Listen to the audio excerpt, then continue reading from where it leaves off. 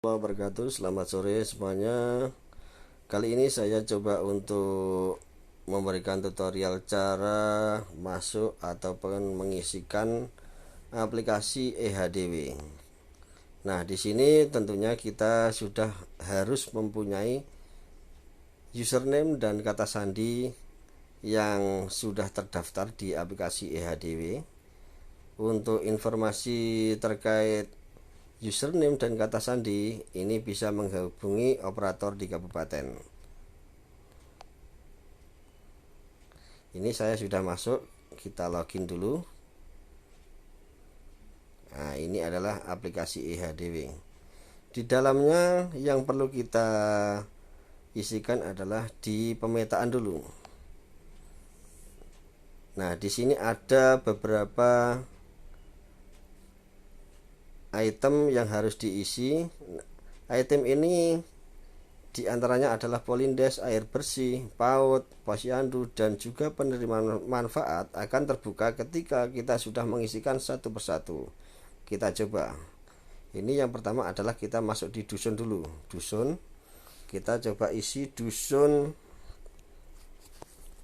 apa namanya ya, dusun Salak gitu misalnya.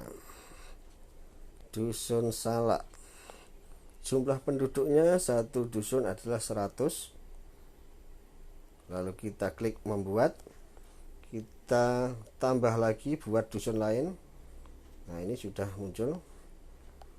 Kita klik lagi namanya Kembang, dusun Kembang. Untuk jumlah penduduknya adalah juga sama 100. Kita buat lagi dusun Bunga, jumlah penduduknya juga 100. Lalu kita tambah lagi dusun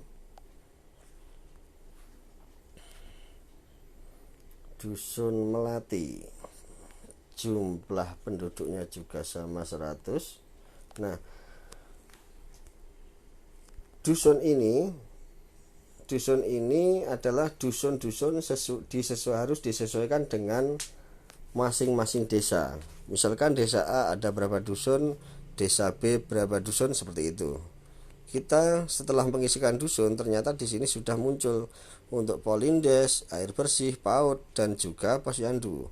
Selanjutnya kita akan mengisikan di polindes. Nah, di sini tertulis apakah desa memiliki polindes. Bila iya, kita klik iya. Bila tidak, maka kita klik tidak. Nah, seperti ini ya. Untuk selanjutnya, kita coba untuk menambahkan daftar polindes. Namanya misalkan nama polindes terpadu. Polindesnya nama terpadu. Apakah desa terdapat bidan desa? Kita klik iya.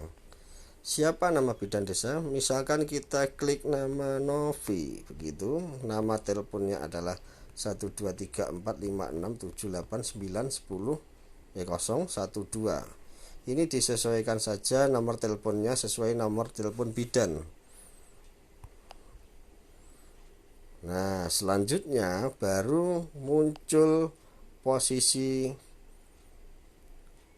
tempat atau peta map polindes tersebut. Nah, di waktu mengisikan polindes kita harus berada di posisi polindes tersebut. Itu. Selanjutnya kita klik berikut. Nah, nanti akan muncul tandai layanan yang terdapat di dalam polindes ini. Nah, di sini ada beberapa item yang harus diklik. Misalkan polindes tidak melayani kelas nutrisi, maka tidak perlu diklik. Misalkan tidak melayani layanan KB, maka tidak perlu diklik. Misalkan melayani semuanya, maka harus diklik, lalu klik selesai. Seperti itu. Kita di sini akan menuliskan satu saja polindes. Bila ada polindes lain, maka silahkan ditambahkan kembali di menu tambah, gitu ya. Nah, di sini sudah muncul polindes, lalu selanjutnya air bersih. Kita klik dulu di KPSPM. Nah, di sini apakah di desa terdapat kelompok pengelola sarana air minum atau KPSPAM?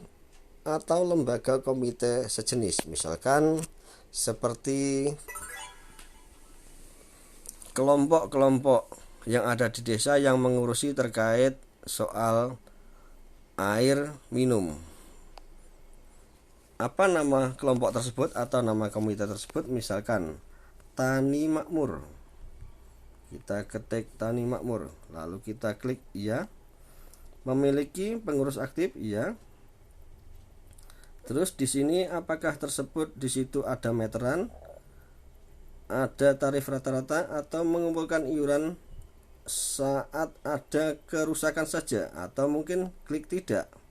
Nah, kita di sini ada klik ya, ada meteran. Lalu kita klik berikut. Nah, di sini pilih dusun yang dijangkau oleh KPSPAM. Misalkan dalam satu desa itu ada 4 dusun seperti ini. Ketika yang dijangkau itu satu, ya diklik hanya satu. Ketika semuanya terjangkau oleh layanan air bersih, maka kita klik semuanya, lalu klik berikut. Seperti itu. Nah, di sini kita bisa lihat profil KPSPAM seperti itu. Namanya adalah KPSAM Tani Makmur. Lalu di sebelahnya ada STBAM. Di sini adalah terdapat kader sanitasi. Misalkan kita klik iya. Nah, di sini terkait sanitasi diantaranya adalah terkait BABS, yaitu buang air besar sembarang. Nah, di sini apakah di Dusun Salak sudah terdapat stop BABS atau sudah ada target stop BABS? Misalkan kita klik sudah. Misalkan seperti ini harus disesuaikan dengan masing-masing dusun tersebut. Kita klik berikut. Apakah kader sudah melaksanakan pemicuan? Misalkan semuanya sudah, maka kita pilih semua, ya. Bila ada yang tidak, maka kita klik tidak, seperti itu. Lalu klik berikutnya. Nah, sudah selesai, kita kembali ke menu. Tadi air bersih sudah terinput, sekarang adalah PAUD. Di sini ada layanan PAUD, di antaranya adalah apakah desa memiliki PAUD? Klik iya. Baru berikut. Kita tambahkan PAUD-nya bernama apa. Misal nama PAUD adalah PAUD Sukarela. Kita ketik PAUD Sukarela. Misalkan bangunan di sini adalah bangunan tersendiri atau bangunan milik pemerintah desa atau rumah pribadi penduduk ataupun sewa. Kita harus menyesuaikan sesuai dengan yang ada di desa. Misalkan di sini adalah bangunan milik pemerintah desa, maka kita klik pemerintah desa lalu berikut. Nah, di sini kita akan mengisikan data siapa pemilik bangunan tersebut. Kalau pemerintah desa, maka di sini adalah village atau desa. Di sini kita akan memberikan posisi di mana PAUD tersebut berada. Pengisian lokasi PAUD harus disesuaikan dengan posisi di mana PAUD tersebut berada. Nah, ini harus diisikan. Misalkan ini saya isi nomor registrasi. Ini nomor registrasi yang ada di PAUD tersebut. Nah, seperti ini. Lalu klik berikutnya. Nah, di sini muncul berapa jumlah anak 0 sampai 2 tahun yang terlayani PAUD ini. Misalkan ada 10. Terus berapa jumlah anak 2 sampai 6 tahun yang terlayani di PAUD ini? Misalkan ada 10. Lalu klik berikutnya. Sebutkan jenis layanan yang terdapat di PAUD ini. Misalkan karena tadi sudah ada kelas 0 sampai 2, kelas 2 sampai 6, maka klik semuanya. Gitu. Sebutkan berapa jumlah guru yang terdapat di PAUD ini. Misalkan ada 5, kita klik 5. Itu. Daftarkan guru. Nah, di sini baru kita akan muncul, misalkan nama guru yang pertama adalah Ella. Dia wanita, lalu pilihan tingkat sertifikat diklat berjenjang yang dimiliki oleh guru PAUD, misalkan dia adalah basic atau dasar. Lalu klik berikutnya, di tahun berapa sertifikat tersebut diperoleh, misalkan kita ketik tahun 2017. Nah, dengan biaya oleh desa, misalkan ini disesuaikan ya, ada biaya sendiri, biaya desa, dana pemerintah, CSR, NGO ataupun lainnya. Kita misalkan dibiayai oleh pemerintah desa seperti ini. Nah, berhubung tadi gurunya ada 5, maka kita daftarkan guru lain. Misalkan tadi ada Bu Ella, sekarang ada Bu Novita, seperti itu. Nah, kita isikan semuanya. Kita isikan sama, misalkan ini sama dengan yang tadi, datanya di awal. Ada 2 guru yang sudah terdaftar.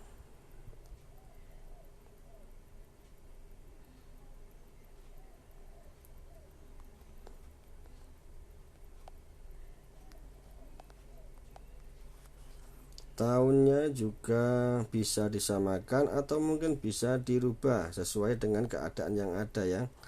Ini harus sesuai dengan yang ada. Tadi sudah ada 3 guru, sekarang ada 4 guru.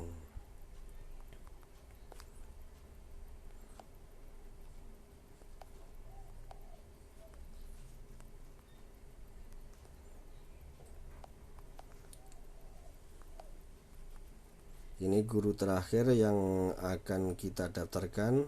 Misalkan nama gurunya adalah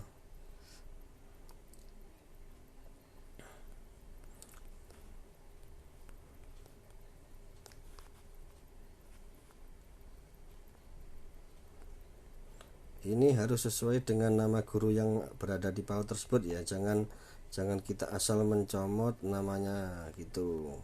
Biar nanti data yang ada di desa ini benar-benar sesuai dengan nama yang ada. Kita lihat PAUD Sukarela. Di sini ada beberapa guru, diantaranya ada 1, 2, 3, 4, 5. Ini ya. Ini nama PAUD-nya, ini profil tadi. Ketika kita sudah mengisikan ini, coba kita cek lagi mana yang belum terisi. Ini sudah, kayaknya sudah. Lalu nama posyandu seperti itu. Apakah desa memiliki posyandu? Klik iya. Lalu berikut kita tambahkan nama posyandu tersebut apa. Misalkan nama posyandu adalah Posyandu Mawar.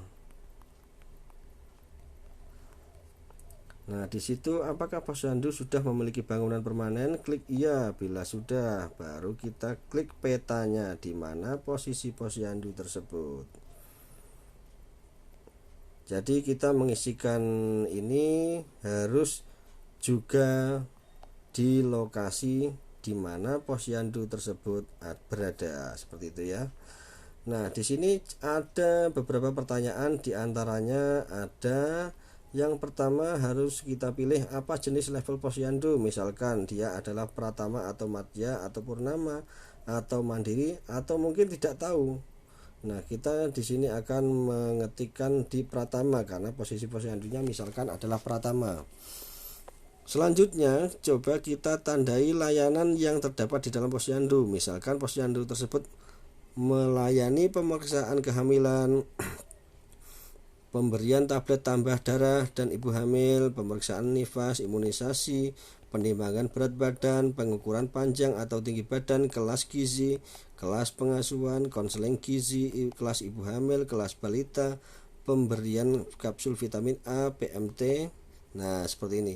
Ini harus disesuaikan dengan kondisi posyandu tersebut berada ya.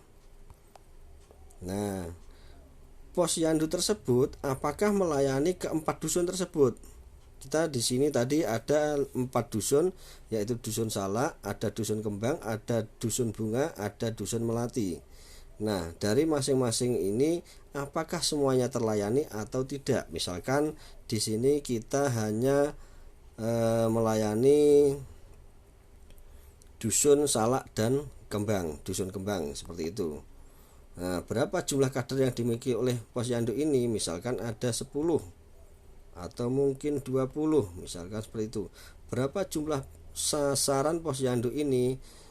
Misalkan ada anak di antara 0 sampai 2 tahun itu adalah ada 50.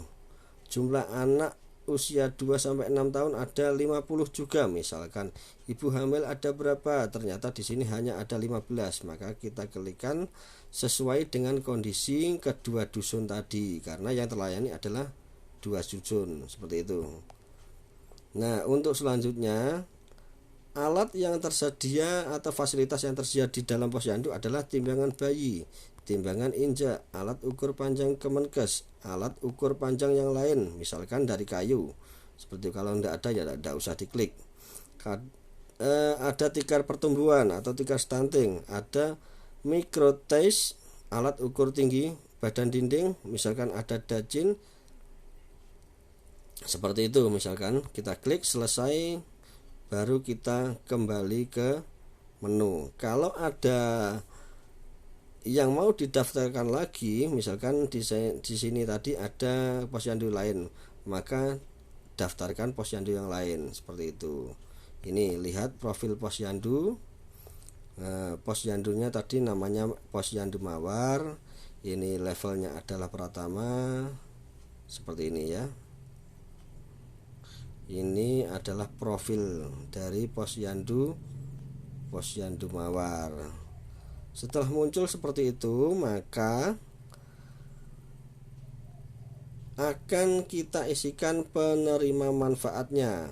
Penerima manfaat seperti apa? Di sini ada ibu hamil ataupun nifas, ada anak 0 sampai 2 tahun, ada anak 2 sampai 6 tahun seperti itu. Kita isikan dulu ibu hamil dan nifas. Nifas dulu, coba kita klik, misalkan siapa nama lengkap ibu nifas tersebut, misalkan Siti. Kapan tanggal persalinan ibu nifas tersebut? Misalkan kemarin, berarti tanggal 18. Nah, ini. Terus kapan tanggal lahir ibu nifas tersebut? Misalkan karena kemarin tanggal 18, kita klik tanggal 18 misalkan. Contoh ini nomor teleponnya.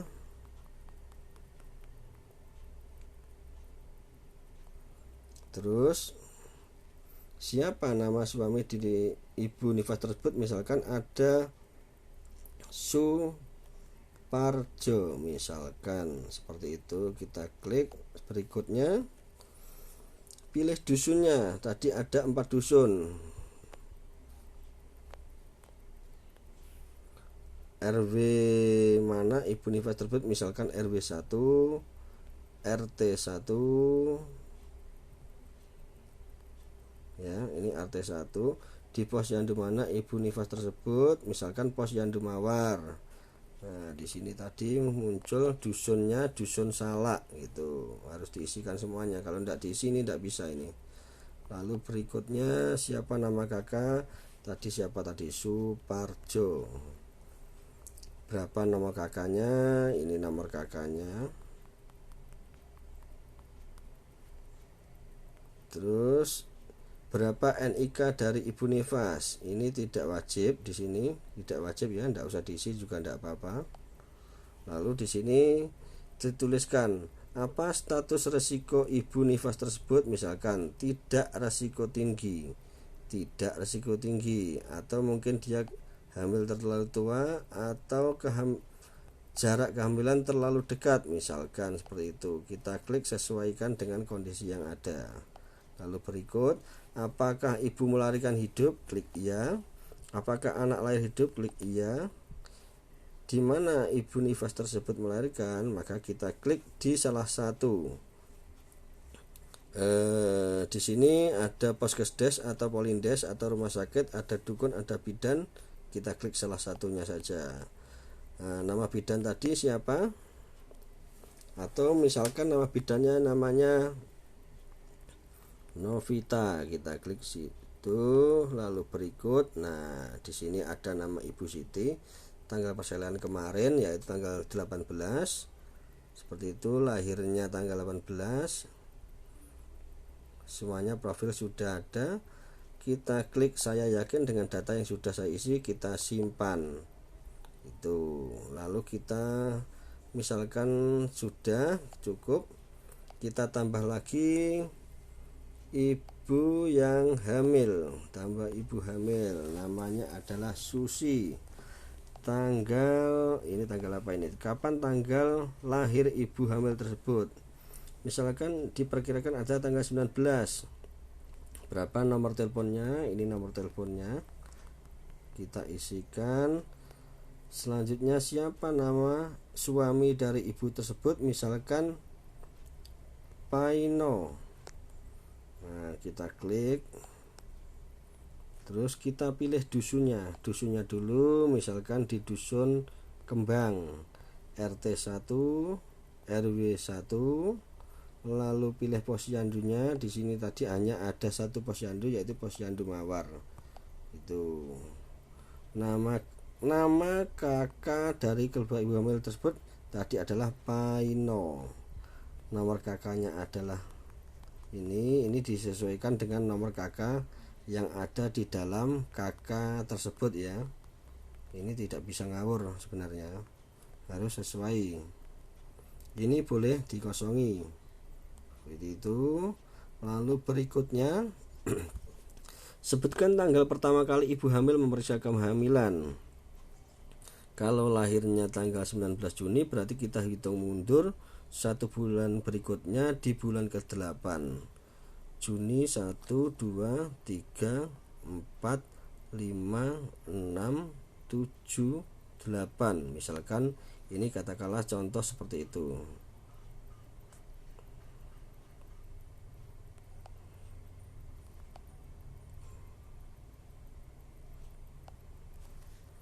Kita coba untuk ini lahirnya kapan lahirnya adalah tanggal 19 Juni 2020.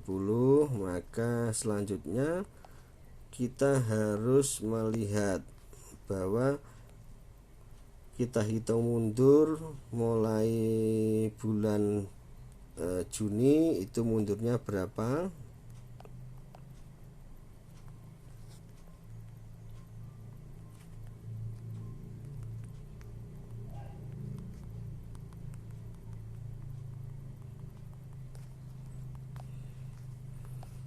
Berarti 1, 2, 3, 4, 5, 6, 7, 8 seperti ini ya.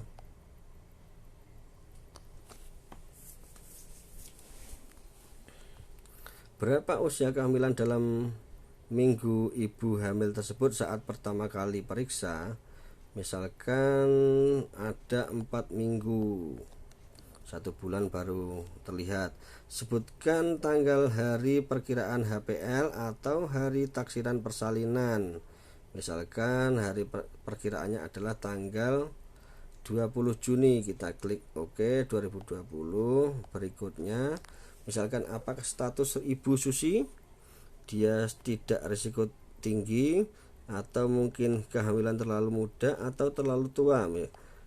Di sini tidak muncul ya. Nah, misalkan tidak risiko tinggi, kita klik berikutnya. Nah, ini adalah profil dari ibu Susi tadi. Nah, kita lihat dulu. Oh, ini masih ibu Susi seperti ini ya. Lalu selanjutnya kita klik anak usia 0 sampai 2 tahun. Misalkan di situ ada anak 0 sampai usia 2 tahun, nama misalkan siapa namanya, Ayu gitu aja. Untuk kelahirannya hari ini tanggal 19 Juni 2020. jenis kelaminnya adalah perempuan, klik berikutnya, nama ibunya adalah Erna, misalkan nama lengkap ayahnya adalah Mijan, terus berapa nomor teleponnya misalkan adalah sebagai berikut. Kita klik berikut, sama siapa nama kakak adalah Mijan. Untuk kakaknya adalah kita klik sesuaikan dengan nama kakak tersebut 16 digit.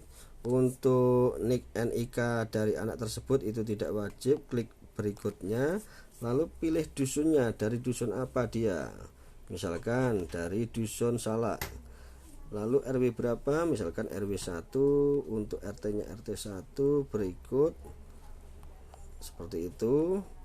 Terdaftar di posyandu, misalkan posyandu apa, disesuaikan dengan kondisi desa, misalkan di sini ada posyandu Mawar, pilih PAUD-nya PAUD apa, tadi yang terdata adalah PAUD Sukarela, lalu klik berikut. Nah, di sini ada pertanyaan lagi. Yang pertama, apakah Ayu lahir dengan berat badan lahir rendah atau BBLR kurang dari 2,5? Misalkan iya, kita klik iya. Berapa berat badan lahir? Misalkan tidak, kita klik tidak, seperti itu ya. Misalkan kurang dari 2,5, ini harus kita klik iya. Apakah Ayu dengan berat badan lahir rendah? Ya, misalkan berapa gitu. Tidak, misalkan berapa? 3 itu adalah 3 kilo. Apakah Ayu lahir dengan panjang rendah kurang dari 48 cm? Tidak, misalkan berapa kita tuliskan, misalkan 50, selesai. Lalu kita simpan. Di bawah sendiri ada saya yakin dengan data yang sudah saya isi, kita simpan seperti itu. Nah, di sini akan muncul bahwa Ayu itu adalah anak dari umur 0 sampai 2 tahun. Sekarang anak 2 sampai 6 tahun kita tambahkan. Misalkan di sini siapa nama anak tersebut, nama lengkapnya adalah misalkan Ulil, misalkan ini. Tanggal lahirnya berapa? Kalau 2 tahun berarti ada mundur 2018. Kita sesuaikan aja, misalkan 19 Juni 2018. Terus lalu pilih jenis kelaminnya laki-laki, berikut. Terus siapa nama ibunya? Misalkan adalah Nina. Nama ayahnya adalah Yoyon. Terus untuk nomor teleponnya ini disesuaikan nomor telepon siapa, nomor telepon berapa nomor telepon ayah tersebut atau orang tua, seperti itu. Lalu klik berikut, nama keluarga tadi adalah Yoyon. Untuk selanjutnya adalah berapa nomor kakak. Nah, ini disesuaikan dengan nomor kakak yang ada di keluarga tersebut. Apakah di situ sudah tercantum atau belum? Nah, di sini kewajiban untuk menulis dari nomor kakak anak tersebut itu tidak wajib ya. Ini bisa dikosongi. Di sini juga ada berapa NIK dari anak tersebut. Ini juga tidak wajib, bisa dikosongi. Itu. Kalau sudah ada bisa diisi, kalau belum ada tidak perlu diisi. Lalu klik berikutnya, pilih dari dusun mana dia. Misalkan dari dusun Kembang RW 2, untuk RT-nya RT 2 juga. Nah, sudah selesai. Lalu klik berikut, posyandunya dari apa? Misalkan posyandu Mawar, pilih PAUD-nya dari PAUD Sukarela. Lalu klik berikut. Nah, di sini kita tinggal menge-save atau menyimpan data dari anak tersebut seperti itu. Nah, di sini kita tadi sudah mengisikan ibu yang nifas dan ibu hamil, ada anak 0 sampai 2 tahun, ada anak 2 sampai 6 tahun, seperti itu. Lalu untuk melihat profilnya, maka di sini ini adalah belum kita isi profilnya, maka di sini tertulis skor konvergensi adalah buruk atau 0%. Maka yang harus dilakukan KPM adalah tugas saya. Nah, di atas adalah pemeriksaan sebelum kelahiran. Misalkan tadi Bu Susi ini datanya Bu Susi, data dari Bu Susi ya, kita dahulukan Bu Susi. Tugas KPM mengisikan seperti ini. Ini di sini ada lengkapi data layanan yang diterima dari Bu Susi bulan ini. Misalkan, apakah Bu Susi menerima prenatal check selama tes tri semester awal di masa kehamilan? Klik ya. Tri semester kedua, klik ya. Tri semester ketiga, klik ya. Lalu simpan. Seperti itu. Terus ada suplemen zat gizi untuk semester pertama ya, semester kedua tidak, semester ketiga ya.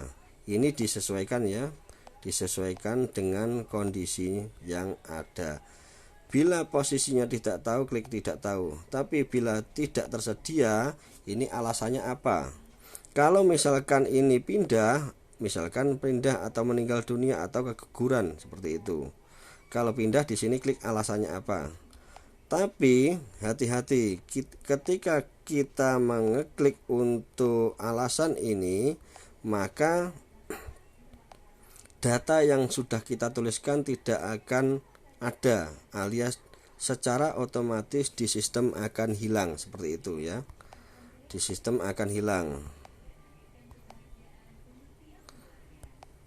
Terus misalkan ini iya, ini tidak. Terus ini adalah lengkapi data layanan sistem yang diterima Bu Susi. Ini iya. Nah, pertanyaannya kita lihat apakah Bu Susi konseling, ini terkait konseling ya. Mungkin di semester kedua ini Bu Susi tidak konseling. Nah, seperti itu. Terus di sini ada layanan PAUD. Ini dusunnya ada air bersih. Air bersih layak konsumsi. Nah, ini Bu Susi mengkonsumsi air bersih atau tidak, misalkan belum, atau mungkin iya, kita simpan. Sanitasi layak, misalkan terkait septic tank, ini misalkan iya, kita simpan. Jaminan kesehatan, iya, kita simpan lagi. Sudah selesai. Nah, baru di sini akan muncul bahwa Bu Susi itu kondisinya seperti ini profilnya. Di sini ada konseling gizi, detailnya seperti apa. Ini trimester tadi yang saya katakan tadi bahwa Bu Susi tidak konseling di semester kedua. Itu di sini tercatat. Untuk selanjutnya yaitu Bu Siti dari Dusun Salak. Ini tugasnya KPM, mengisikan lagi di tugas saya. Pemeriksaan setelah kehamilan, misalkan ya, apakah Bu Siti menerima pemeriksaan dalam waktu 6 jam sampai 3 hari setelah melahirkan, misalkan klik iya. Seperti itu. Nah, cukup itu untuk Bu Susi. Bu Siti. Maaf. Untuk selanjutnya kita isikan anak 2 tahun. Nah, ini konvergensinya masih belum sempurna ini. Ini tugas KPM mengisikan lagi di tugas saya. Di sini ada imunisasi lengkap untuk Adik Ayu ya. Ini Adik Ayu Dusun Salak RW 1 RT 1, status kerentanan normal, ini belum selesai ya. Di sini ada imunisasi lengkap HBO. Nah, ini apakah menerima HBO Ayu? Ya, klik simpan. Lalu di terkait air bersih, dia apakah di Ayu ini menerima air bersih? Ya, misalkan simpan. Lalu sanitasinya bagaimana? Terkait septic tank tidak tahu, misalkan kita klik tidak tahu. Oh, ternyata di sini tidak tahu, bukan menjadi pilihan. Nah, di sini ada lagi jaminan kesehatan, misalkan tidak tahu, coba kita lihat. Jadi dimaksimalkan untuk bisa memiliki asuransi kesehatan ya. Akta kelahiran dia punya atau belum, misalkan ya sudah, kita klik. Baru kita lihat, oh ternyata dia Ayu mempunyai skor kompetensi 100% baik. Untuk selanjutnya anak 2-6 tahun tadi kita masih belum bisa melihat bagaimana perkembangan adik ulil di Dusun Kembang RW2 RT2 status kerentanan normal. Maka tugasnya KPM adalah mengisikan tugas saya. Nah, di sini ternyata adik ulil ini ada yang perlu dirubah, misalkan tadi apa ya tadi yang perlu dirubah.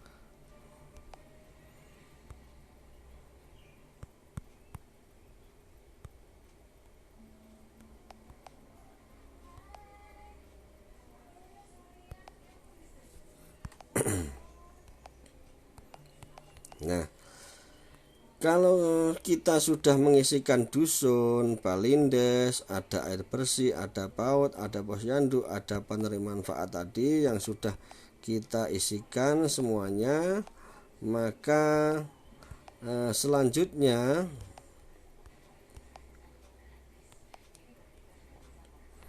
kita akan mengisikan di menu, yaitu menu rembuk. Misalkan di sini ada rembuk, kita ubah. Ini sudah saya isikan tadi. Misalkan ubah rembuk. Rembuk di sini ada yang pertama adalah rembuk stunting, misalkan direncanakan akan masuk di 19 Juni 2020. Oke. Berikutnya komitmen dengan kegiatan ini, di sini ada tulisan deskripsinya seperti apa. Nah, misalkan ubah RKP Des, karena RKP itu munculnya di bulan Juli sampai September, maka kita usulkan di bulan Juli. Misalkan di sini ada 19 Juli 2020. Oke, berikutnya kita klik komitmen dengan kegiatan ini, lalu kita ubah APBDes-nya. Misalkan APBDes itu ada di bulan Oktober, mulai Oktober sampai Desember. Jadi kita munculkan di bulan Oktober, misalkan 19 Oktober 2020.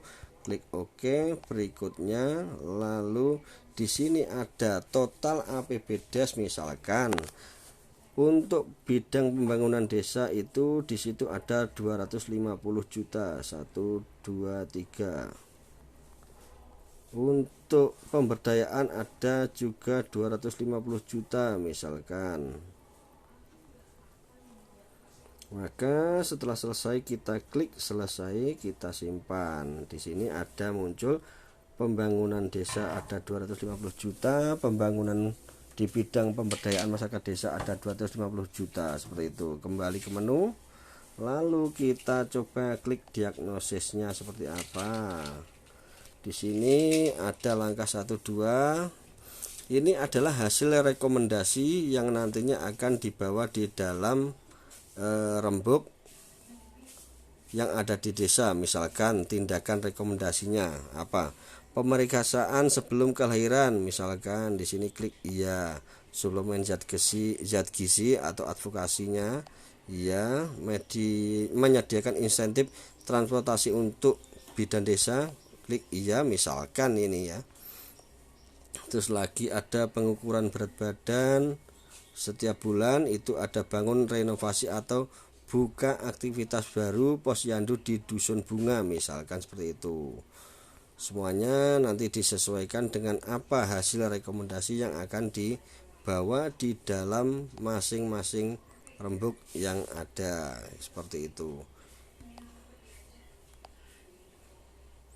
Nah, setelah selesai maka di sini tugas KPM sudah mengisikan 1 bulan terkait isian laporan kegiatan yang ada di desa. Mungkin seperti itu. Untuk selanjutnya nanti bisa dikomunikasikan dengan masing-masing pendamping. Terima kasih.